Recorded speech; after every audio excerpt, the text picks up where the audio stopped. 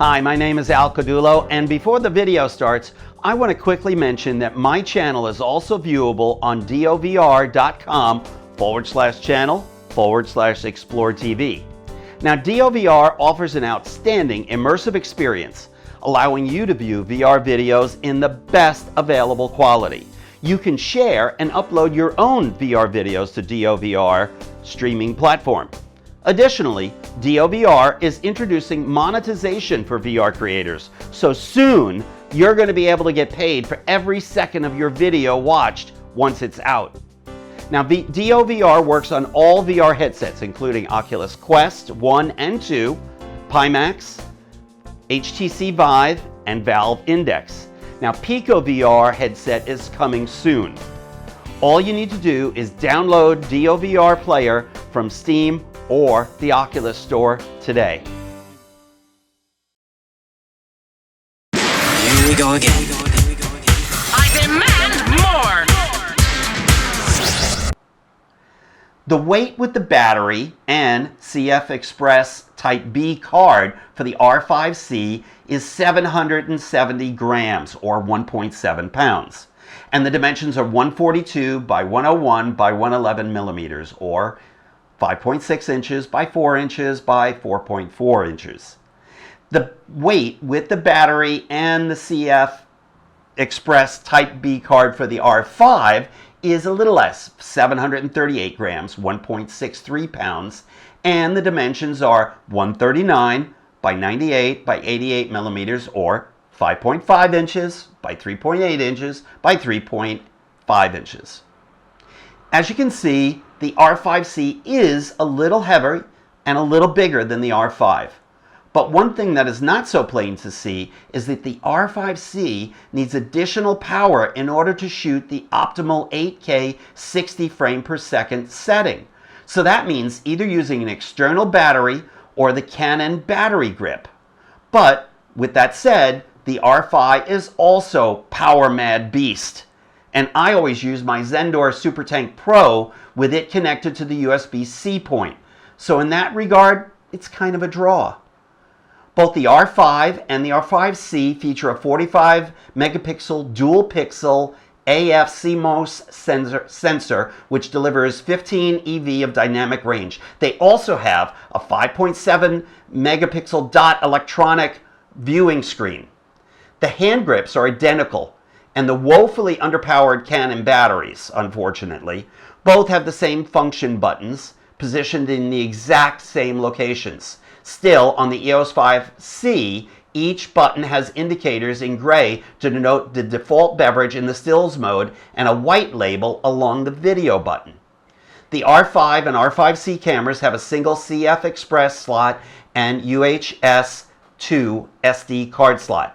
And while both cameras have both headphone and mic sockets, they also have Type D micro HDMI port, despite the R5C more explicit focus on video work. I have to add that I don't understand or agree with the choice of not using a full-size HDMI slot. The EOS R5C has the R5C's eye-head person detection autofocus even in video mode, along with the motorsports recognition automatic focus mode introduced in the EOS R3. Again, if you're shooting VR, that doesn't apply. One point that the jury is still out on, my jury anyway, is two completely different operating systems for photo and video. Maybe because I got used to the ease of jumping from awesome VR stills to awesome VR video with just a few clicks with the R5, I feel like with the R5C, I won't be shooting as many VR stills because of the time it takes to switch between the modes, with a brief stopover in the off position. The cycle between them seems much longer when you're trying to get that shot and move on.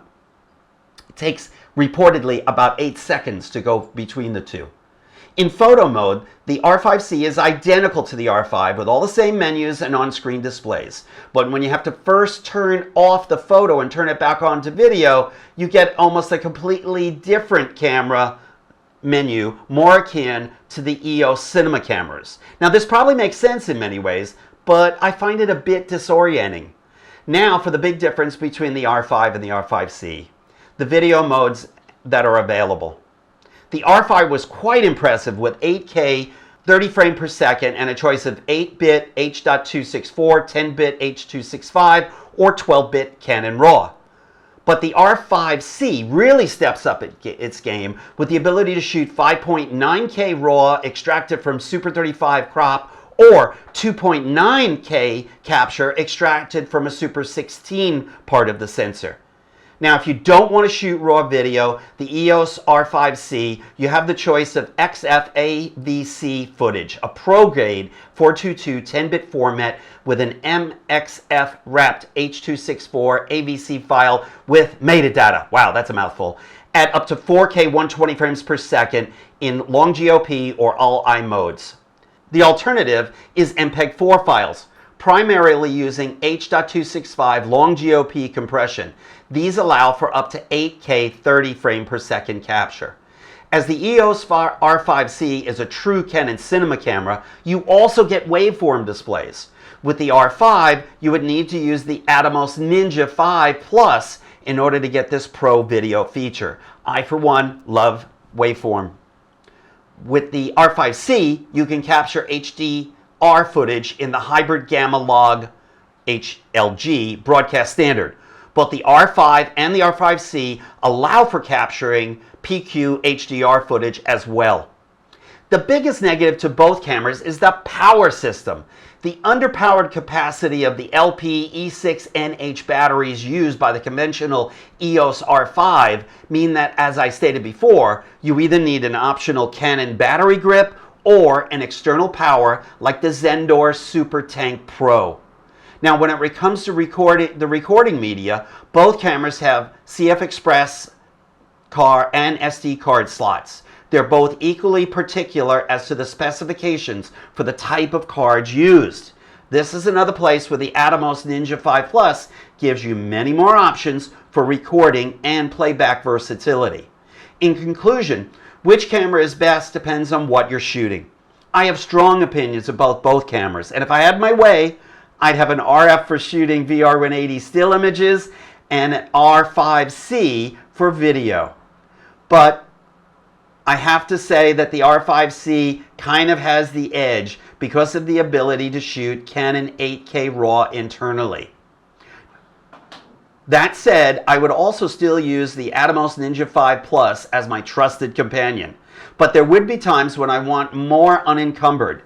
So when I'm, for instance, using my Ronin S with the Canon R5C, the additional weight of the Atomos and the flexibility might make it easier to just use the internal recording. So there you have it.